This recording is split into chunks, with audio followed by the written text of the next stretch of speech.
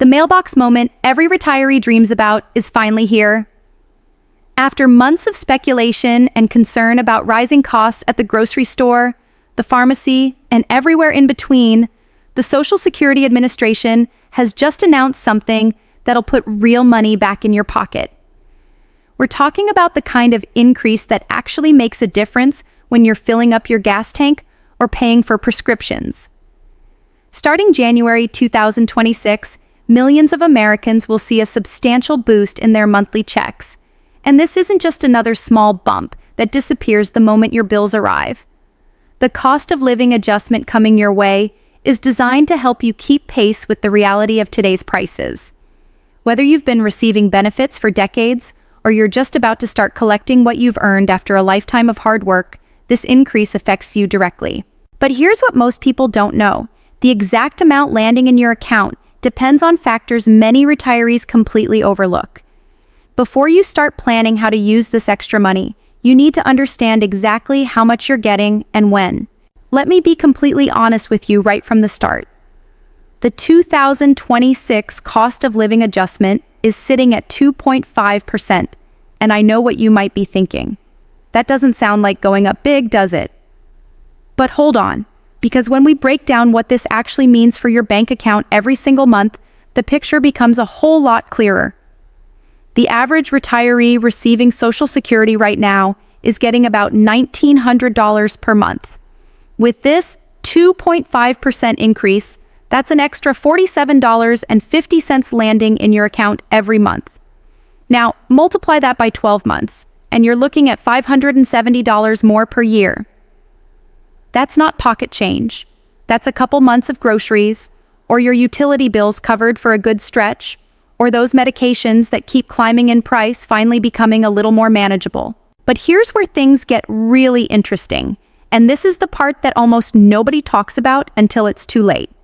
The increase you're getting isn't the same as what your neighbor's getting, and it's not the same as what your sister or your brother or your friend from church is getting either. Social Security increases work on percentages, which means if you're currently receiving the maximum benefit amount, you're going to see a much bigger dollar increase than someone receiving a smaller monthly check. Right now, the maximum benefit for someone who retired at full retirement age is around $3,700 per month. That person is going to see an increase of $92.50 each month. Over the course of a year, that's $1,110. On the flip side, if you're receiving a smaller benefit, maybe around $1,200 a month, your increase will be $30 monthly, which adds up to $360 annually. The Social Security Administration calculates these adjustments based on something called the Consumer Price Index for urban wage earners and clerical workers. And yes, that's a mouthful, but what it really means is they're looking at how much prices have gone up for everyday things. They examine the costs from the third quarter of the previous year and compare them to the third quarter of the current year. The problem that frustrates so many retirees, and rightfully so, is that this index doesn't always reflect the real expenses that seniors face every single day. It weighs things like transportation and entertainment, but it doesn't put enough emphasis on healthcare costs and prescription drugs, which are often the biggest expenses eating away at fixed incomes. You're spending more at the doctor's office, more at the pharmacy, more on Medicare supplemental insurance, and those costs have been rising way faster than 2.5% annually. Now let's talk about something that catches thousands of retirees off guard every single year, and it's called the Medicare Part B premium increase. Here's the harsh reality that nobody wants to hear, but everybody needs to understand. While your Social Security check is going up by 2.5%, your Medicare Part B premium is also going up. In 2025, the standard Part B premium is $185 per month. The projected premium for 2026 is expected to increase to somewhere between $195 and $205 per month. This premium gets automatically deducted from your Social Security check before you ever see the money hit your account. So if your gross Social Security payment is going up by $47.50, but your Medicare premium is going up by $15 to $20, your actual net increase is only about $27 to $32 per month. This is the part that makes people feel like they're running on a treadmill, working hard but not actually getting anywhere. Medicare isn't the only deduction coming out of your Social Security check either.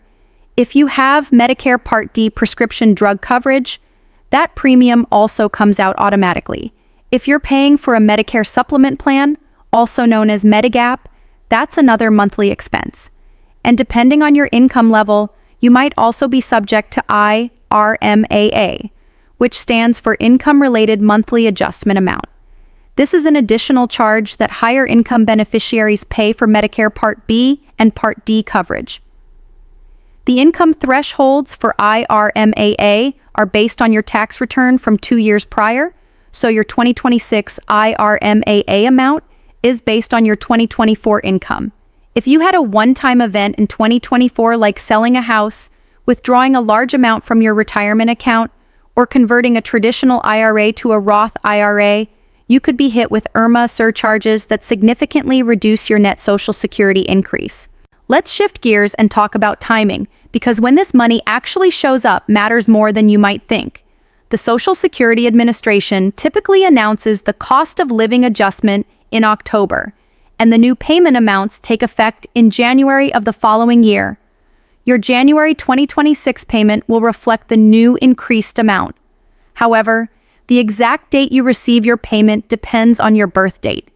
If you were born between the 1st and the 10th of the month, you'll receive your payment on the second Wednesday of each month.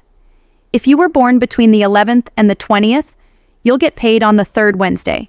And if you were born between the 21st and the 31st, your payment arrives on the fourth Wednesday. The only exception to this rule is if you started receiving Social Security benefits before May 1997, or if you're receiving both Social Security and supplemental security income. In those cases, you get paid on the third of each month, or the first business day after the third if it falls on a weekend or holiday. Understanding your full retirement age is absolutely critical when it comes to maximizing your Social Security benefits, and this ties directly into how much you're receiving now and how much that 2.5% increase is actually worth to you. If you were born in 1960 or later, your full retirement age is 67. If you were born between 1955 and 1959, your full retirement age is somewhere between 66 and 2 months and 66 and 10 months. A lot of people don't realize that claiming Social Security early comes with a permanent reduction in benefits. If you claim at 62 when your full retirement age is 67, your benefit is reduced by 30%, and that reduction carries forward for the rest of your life. Every cost of living adjustment you receive will be calculated based on that reduced amount. On the other hand, if you delay claiming past your full retirement age, you earn delayed retirement credits worth 8% per year up until age 70.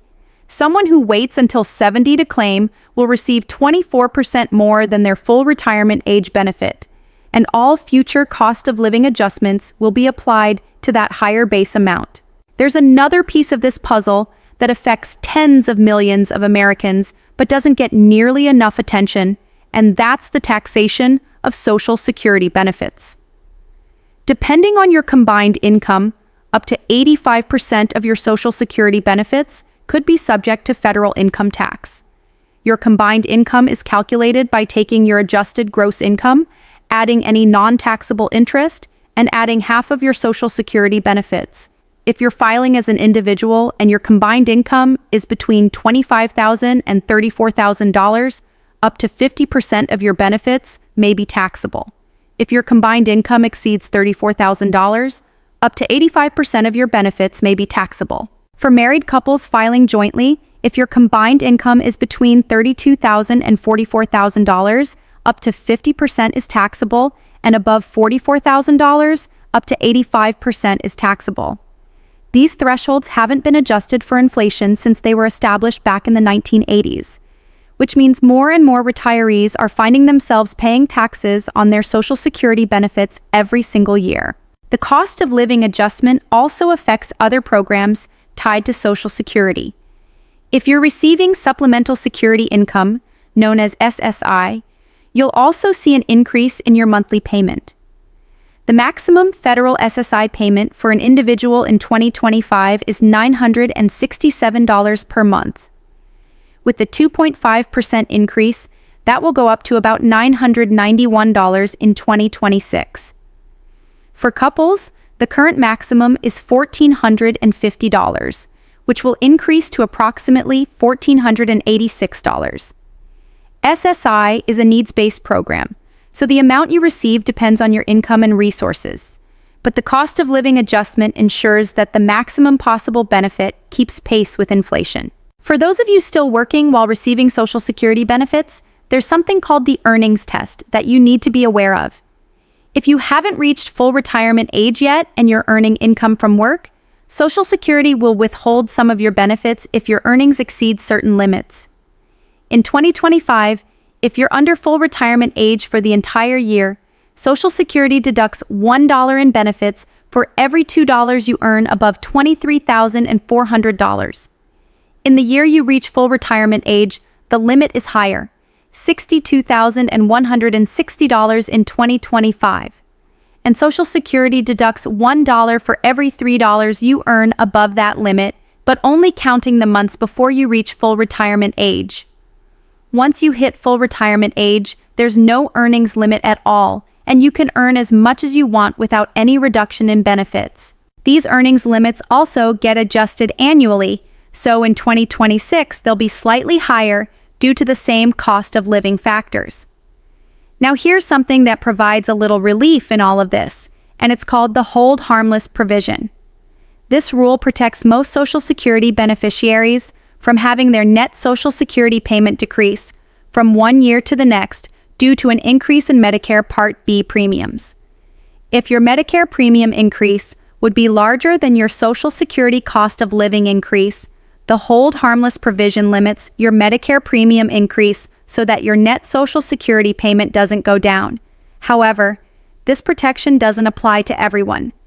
You're not protected by hold harmless if you're a new Medicare enrollee, if you're not having your Medicare premium deducted from your Social Security check, if you're a high-income beneficiary subject to IRMAA surcharges, or if you voluntarily switched Medicare plans during the year. For those not protected, you could actually see your net Social Security payment decrease even with a cost of living adjustment if your Medicare premiums jump significantly. The 2.5% increase for 2026 represents a slowdown from previous years. In 2023, beneficiaries received an 8.7% increase, which was the largest adjustment in over 40 years. In 2024, it dropped to 3.2%, and in 2025, it came in at 2.5%. This declining trend reflects the Federal Reserve's efforts to bring inflation under control. But it also means that the rapid increases in your Social Security check that helped offset some of the pain from rising prices are now moderating. The challenge going forward is that even though overall inflation has cooled, many of the specific expenses that hit retirees hardest, healthcare, housing, food, continue to rise at rates that exceed the overall inflation rate.